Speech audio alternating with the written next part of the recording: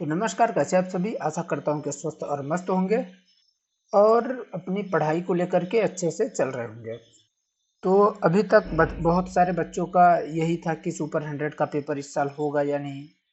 तो होगा पेपर और इसकी डेट भी आ गई है। आपका एप्लीकेशन फॉर्म भरने का भी डेट आ गया है और फॉर्म भरा जा रहा है। और लास्ट डेट भी बहुत जल्दी खत्म होने वाला है, यानी 10 दिन आपको मिल रहे हैं। तो फटाफट आप लोग भर लीजिए। कैसे भरना है, ये वीडियो उसी के लिए है कि आपको एप्लीकेशन फॉर्म घर बैठ करके कैसे भर सकते हैं, क्या प्रोसीजर है।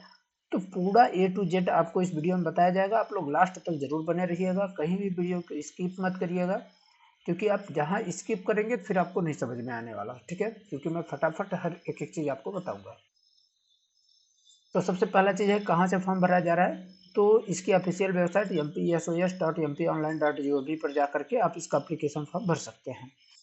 तो लिंक आपको डिस्क्रिप्शन बॉक्स में भी मिल जाएगी, और वहाँ से भी आप चाहें तो जा करके, या कमेंट बॉक्स में भी मैं डाल दूंगा, तो आप दोनों जगह से जा करके आप लिंक को टच करेंगे और इस पेज पर आ जाएंगे। यहाँ पर सर्विसेज पर आपको क्लिक करना रहेगा। सर्विसेज पर क्लिक करने के बाद यहाँ पर आएंगे तो सुपर 100 एग्जामिनेशन फॉर्म 2025 का ऑप्शन मिलता है, ये वाला देखिए।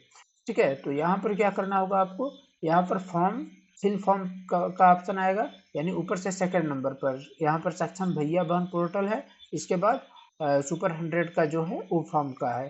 तो फिल फॉर्म पर आपको क्या करना है, क्लिक करना है। फिल फॉर्म पर क्लिक करने के बाद आपका इस तरीके से पेज खुल करके आएगा। यहाँ पर आवश्यक सूचना है, तो इस आवश्यक सूचना को आपको पढ़ना है कि सुपर 100 जो है आवेदन फॉर्म में केवल मध्य प्रदेश बोर्ड के 10वीं में अध्ययनरत वाले छात्र छात्रा पात्र होंगे, और वो भी केवल शासकीय विद्यालय से जो पढ़े होंगे, नियमित छात्र होंगे, उन्हीं का। ठीक है, इसके बाद क्या है कि 10वीं बोर्ड में वो कम से कम 33% या उससे अधिक अंक पाए हों तब कर सकते हैं। इसके बाद आपको क्या चाहिए कि आपका यहाँ पर रोल नंबर आपको डालना है। जो 10वीं का रोल नंबर है उसको डालेंगे। ध्यान रखें, पिछले साल जो बच्चे पास किए होंगे उन्हीं के लिए है। ठीक है, तो आपको क्या है, यहाँ पर रोल नंबर आप डालेंगे और यहाँ पर जो कैप्चा कोड दिया गया है इसको डाल करके आपको क्या करना है, सर्च करना है। ठीक है, यहाँ पर देखिए हमने इसका पीपीटी तैयार किया हुआ है।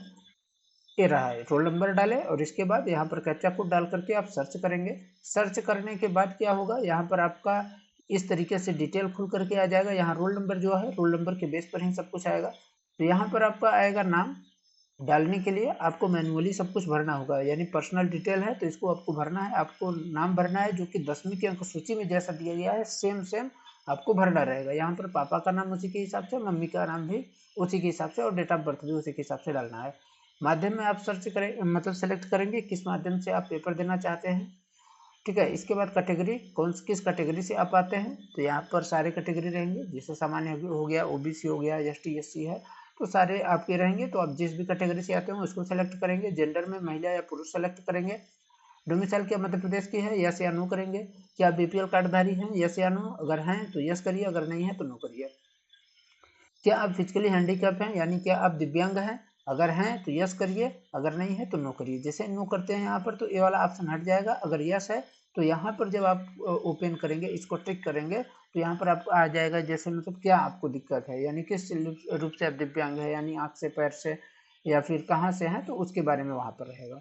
ठीक है, इसके बाद आगे चलेंगे। तो यहाँ जैसे हमने बताया कि यहाँ पर देखिए डिटेल भरा हुआ है।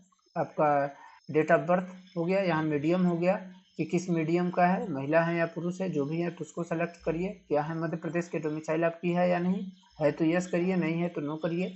बीपीएल है या नहीं, यस है तो नो करिए, नहीं तो यहाँ पर देखिए फिजिकल हैंडीकैप अगर नो किया है तो यह हट जाता है ऑप्शन।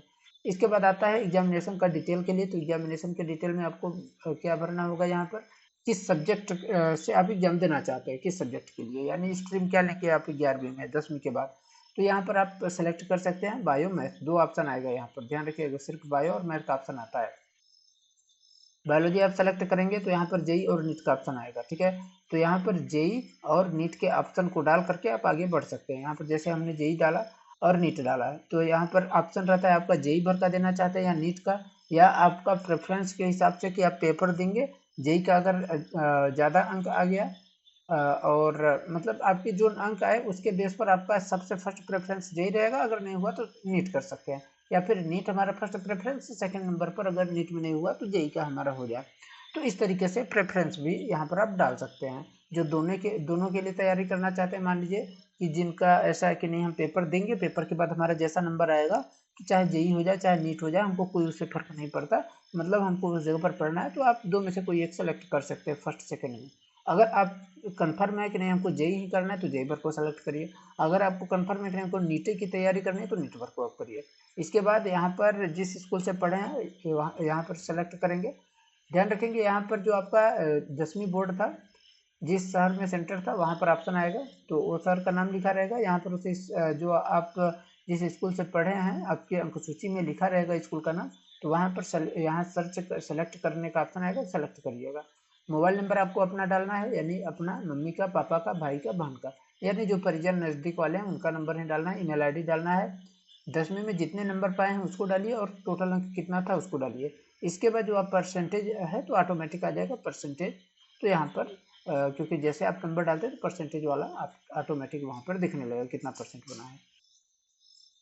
जैसे यहाँ पर देखिए हमने पूरा चीज़ डाल लिया, और परसेंटेज के बाद आता है आपको डॉक्यूमेंट अपलोड करने के लिए। तो डॉक्यूमेंट में क्या आप अपलोड करेंगे, तो बोलेंगे डॉक्यूमेंट में आपका फोटो लगेगा और 10वीं का जो मार्कशीट है वो लगेगा। ठीक है, तो आपका 10वीं का मार्कशीट चाहिए, यानी जो स्कूल से मिलती है, ऑनलाइन वाला नहीं, जो स्कूल से मिलता है मार्कशीट उसको लगाना है और फोटो आपको अपना लगाना है। तो इस पर क्लिक करके आपका ध्यान रखिए कि फोटो जो रहेगा जेपीजी और जेपीईजी फॉर्मेट में आप रख सकते हैं, 5 से लेकर 80 के बीच के बीच। ठीक है, यानी 5 के बी है या 80 के बी के बीच रहे, उससे अधिक होगा तो नहीं रहेगा, कम होगा तो भी नहीं रहेगा। इसके बाद इस पर टिक करके आपको सबमिट फॉर्म करना है। जैसे सबमिट फॉर्म आप करते हैं तो आपके सामने पर प्रीव्यू के लिए कुछ इस तरीके से डिटेल खुल करके आ जाएगी। यहाँ पर पैड का स्टेटस रहेगा नो, क्योंकि अब अभी आपकी फीस पेमेंट नहीं हुआ है।